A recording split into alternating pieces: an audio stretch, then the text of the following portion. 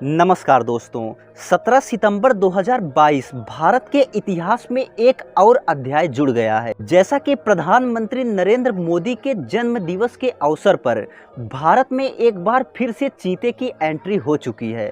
जैसा कि अब इसके बाद जब किसी से यह प्रश्न पूछा जाएगा कि भारत में चीते की एंट्री कब हुई, लोग कहेंगे कि उस समय बीजेपी की सरकार थी और उस समय के वर्तमान प्रधानमंत्री नरेंद्र मोदी के जन्म दिवस के अवसर पर भारत में चीते की एंट्री हुई थी। ऐसे में तब का तब देखा जाएगा। लेकिन आज आइए चीते के बारे में कुछ महत्वपूर्ण बातों को जानते हैं और साथ ही साथ यह भी जानते हैं कि आखिर यह कहां से आया और भारत में कहां पर है। जैसा कि 17 सितंबर को जब सुबह हुई तब भारत में चीते की एंट्री हो चुकी थी, वो भी भारत के मध्य में स्थित राज्य और भारत का हृदय कहा जाने वाला राज्य मध्य प्रदेश के कूनो वन्य अभ्यारण्य में प्रधानमंत्री नरेंद्र मोदी द्वारा चीतों को छोड़ा गया। जैसा कि भारत में चीतों की एंट्री करीब 70 सालों बाद यानी कि 7 दशक बाद हुआ है और भारत में चीतों की पुनः एंट्री के लिए कुल 75 करोड़ का खर्च आया।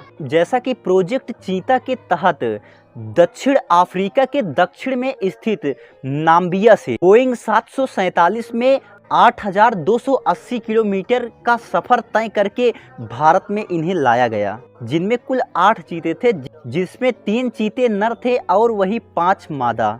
जैसा कि इन चीतों को 30 दिनों तक क्वारंटीन में रखा जाएगा और इसके साथ साथ आने वाले 5 सालों में 50 चीतों को और लाने की योजना है। प्रकृति को संतुलित करने के लिए ही इन चीतों को लाया गया है।